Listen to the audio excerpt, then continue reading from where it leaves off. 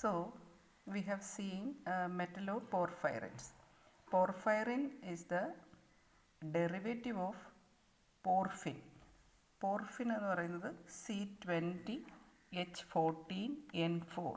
അതാണ് ഇതിൻ്റെ basic structure. ഇത് സിമ്പിളായിട്ട് ഇവിടെ എല്ലാം ഹൈഡ്രജൻ കൊണ്ട് സാച്ചുറേറ്റ് ചെയ്ത് വരുവാണെങ്കിൽ അതാണ് പോർഫിൻ എന്ന് പറയുന്നത്. പോർഫൈറിൻ എന്ന് പറയുന്നത് ഇതിനകത്ത് പലയിടത്തും സബ്സ്റ്റിറ്റ്യുവൻസ് വരും. പല പോയിൻറ്റ്സിലും സബ്സ്റ്റിറ്റ്യുവൻസ് വന്നിട്ട് ആ പോർഫിൻ്റെ ഡെറിവേറ്റീവ്സിനെയാണ് നമ്മൾ പോർഫൈറിൻസ് എന്ന് പറയുന്നത്.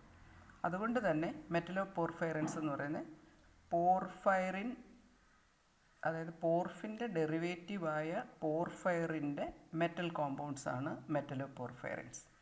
അപ്പോൾ ഇവിടെ വരാവുന്ന മെറ്റൽസ് എന്ന് പറയുന്നത് അയൺ വരാം, മെഗ്നീഷ്യം വരാം, സിങ്ക് വരാം, നിക്കൽ വരാം, കൊബോൾട്ട് വരാം, കോപ്പർ, സിൽവർ, ഇങ്ങനെയുള്ള മെറ്റൽസാണ് ഈ സെൻട്രൽ പൊസിഷൻ ഓക്യുപ്പൈ ചെയ്യുന്നത്. അപ്പോൾ ഈ സെൻട്രൽ പൊസിഷനിൽ ഒരു മെറ്റൽ വരുമ്പോൾ മെറ്റലുമായിട്ട് ഈ 4 നൈട്രജനും ബോണ്ട് ചെയ്യും. അപ്പോൾ ഈ 2 ഹൈഡ്രജൻ അയണൈസബിളാണ്. അയണൈസ് ചെയ്ത് കഴിഞ്ഞാൽ ഈ 2 നൈട്രജനും സെൻട്രൽ മെറ്റലുമായിട്ട് 2 കോവലൻ്റ് ബോണ്ടാണ് ഫോം ചെയ്യുന്നത്. മ്യൂച്വൽ ഷെയറിങ്ങിലാണ് വരുന്നത്.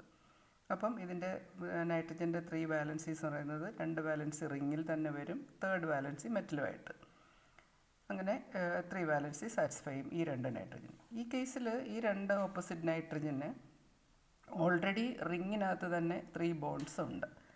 പിന്നെ ഈ ലോൺ പെയറാണ് ഡൊണേറ്റ് ചെയ്യുന്നത്. അപ്പം ഈ 2 നൈട്രജനും മെറ്റലിലേക്ക് ഡേറ്റീവ് ബോണ്ടാണ് ഫോം ചെയ്യുന്നത്. ഇത് രണ്ടും കോവലൻ്റ് ബോണ്ടാണ് ഫോം ചെയ്യുന്നത്. അങ്ങനെ മെറ്റൽ 4 നൈട്രജനുമായിട്ട് ബൈൻഡ് ചെയ്തിരിക്കും സെൻട്രൽ മെറ്റൽ അയോ. പിന്നെ നമുക്ക് പോർഫൈറിൻ ആണെന്ന് പറഞ്ഞാൽ ഈ 1, 2 കാർബൺ ആറ്റംസ് നമ്പർ ചെയ്തിട്ടുണ്ട്. 1, 2 പോർഫിനകത്താണ് C20 ആണ്. മൊത്തം കാർബൺ നമ്മൾ എണ്ണി നോക്കുകയാണെങ്കിൽ 20 കാർബൺസ് കാണും. അത് നിങ്ങൾ ട്രൈ ചെയ്ത് നോക്കിയാൽ മതി. 1, 2, 3, 4 ഈ പെരിഫറലായിട്ടുള്ള അത് എണ്ണി നോക്കുക. അത് ഒരു 12 കാർബൺ കാണും.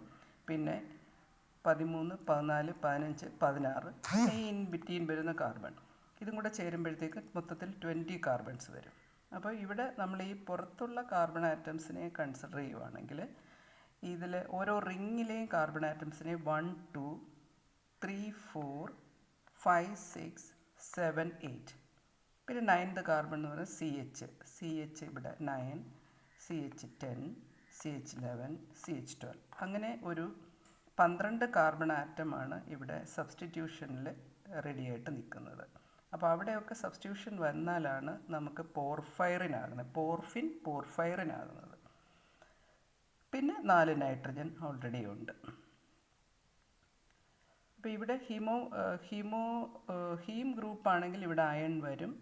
ക്ലോറോഫിലിനകത്താണെങ്കിൽ ഇവിടെ മെഗ്നീഷ്യം വരും. പിന്നെ നിങ്ങൾക്ക് വൈറ്റമിൻ B12 കുറിച്ച് നിങ്ങൾ കേട്ടിട്ടുണ്ട്. വൈറ്റമിൻ B12 എന്ന് പറഞ്ഞാൽ സയാനോ കൊബോൾ അമീൻ എന്നാണ് പേര്. സയാനോ കൊബോൾ അമീൻ. അവിടെ സെൻട്രൽ മെറ്റൽ എന്ന് പറയുന്നത് കൊബോൾട്ടാണ്.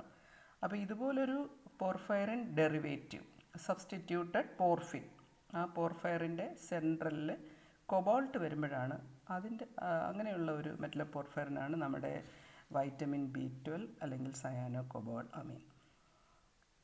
ഇനി നിങ്ങൾ നോക്കുന്നത് ഇവിടെ ഈ കാർബൺ ആറ്റംസിന് ഈ CH ഗ്രൂപ്പിന് നമ്മൾ പേരുകൾ ഇട്ടിട്ടുണ്ട്. This is alpha carbon, beta carbon, gamma carbon, delta. ഇത് നമ്മളൊരു സൗകര്യത്തിന് സബ്സ്റ്റിറ്റ്യൂഷൻ സ്പെസിഫൈ ചെയ്യാൻ വേണ്ടിയിട്ട് നമ്പറിങ് കൊടുത്തിരിക്കുകയാണ്.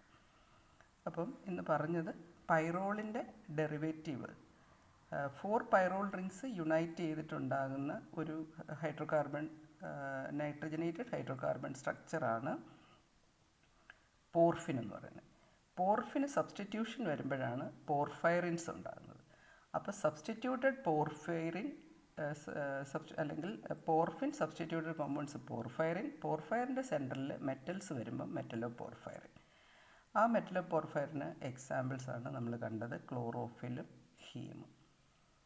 ബാക്കി ഡീറ്റെയിൽസ് നമ്മൾ ഡിഫറെൻറ്റ് ടൈപ്സ് ഓഫ് ഹീം, പിന്നെ ക്ലോറോഫിൽ, അതുപോലെ തന്നെ ഈ മെറ്റലോപോർഫൈറിൻ സിസ്റ്റംസ് മറ്റേതൊക്കെയാണുള്ളത്, ഇതൊക്കെ അടുത്ത വീഡിയോയിൽ ഡിസ്കസ് ചെയ്യാം. Thank you.